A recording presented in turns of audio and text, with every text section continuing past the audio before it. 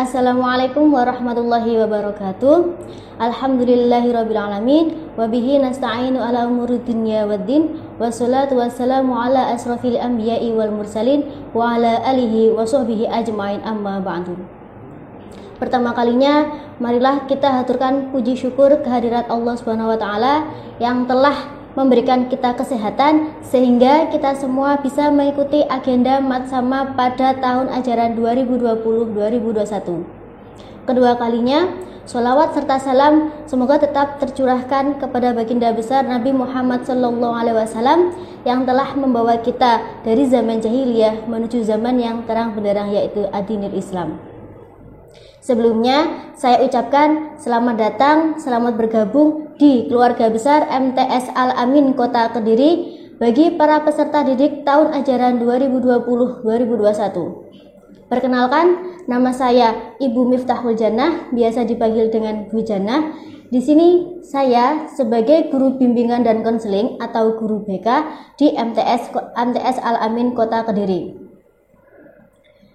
Mungkin dari beberapa anak-anak masih belum ada yang tahu BK itu apa. Nah, nanti selama 3 tahun ke depan kalian belajar di sini mengembangkan segala bakat dan minat yang kalian miliki. Jika kalian memiliki bakat dan minat, bisa dikembangkan secara maksimal sehingga selain potensi akademik, maka potensi minat dan bakat kalian bisa berkembang secara maksimal.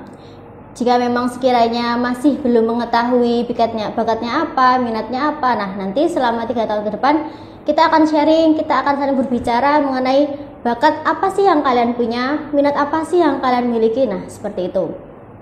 Baik, mungkin cukup sekian dari perkenalan saya. Saya akan langsung memasuki materi pembelajaran yang akan saya sampaikan hari ini. Nah, di sini saya akan menjelaskan mengenai materi yaitu anti diskriminasi. Dari anak-anak mungkin ada yang sudah tahu apa itu anti diskriminasi. Jika sudah, nanti coba kita bahas, kita cocokkan apakah pengertian yang saya punya dengan yang kalian punya itu sama atau berbeda. Nah, sedangkan bagi yang belum, mari kita belajar bersama-sama apa itu anti diskriminasi.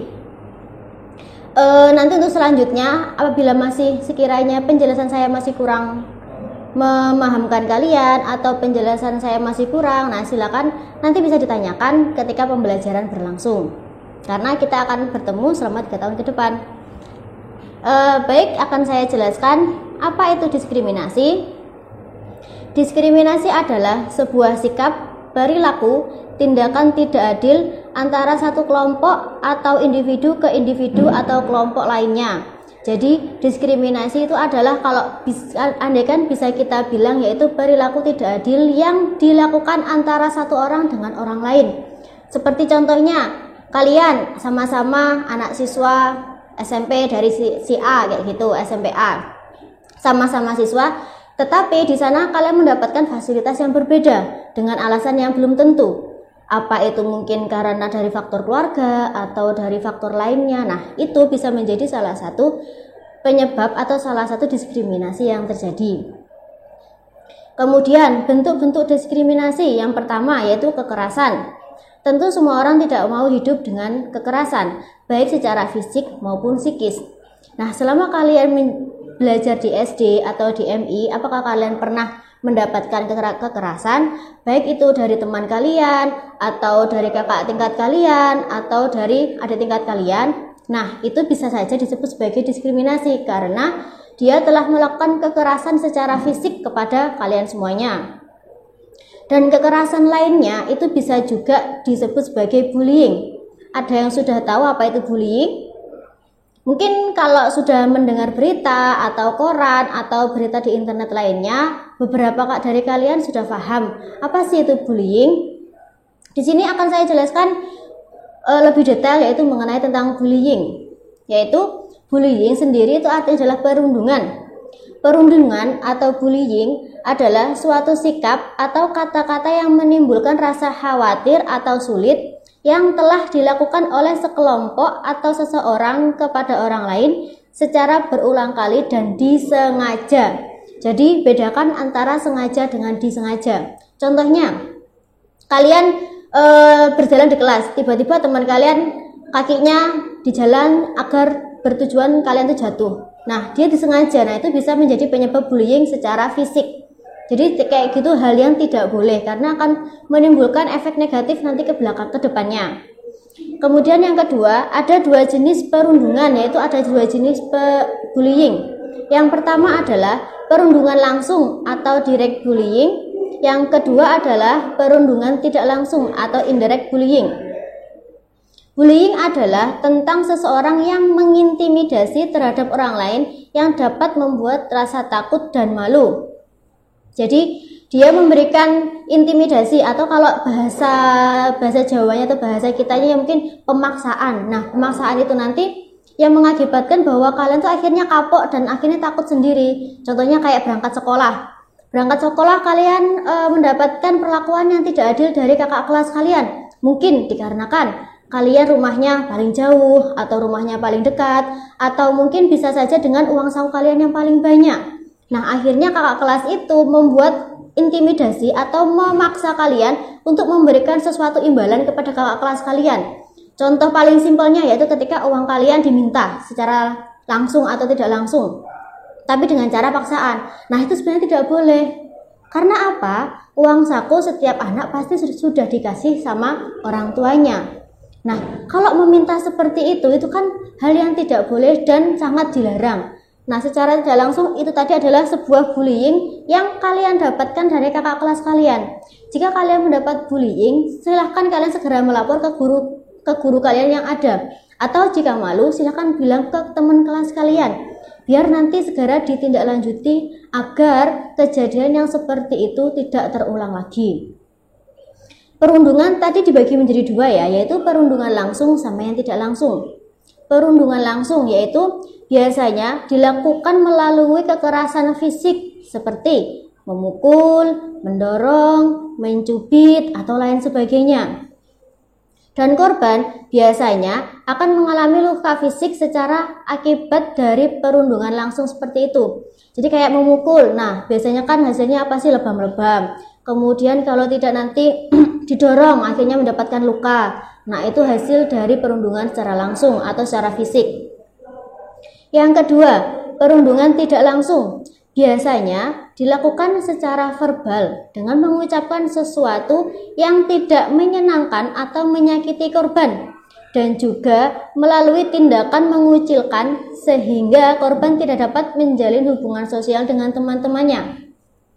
Bisa kita ambil contoh yaitu dengan cara mungkin dikarenakan orang tua kalian memiliki profesi A.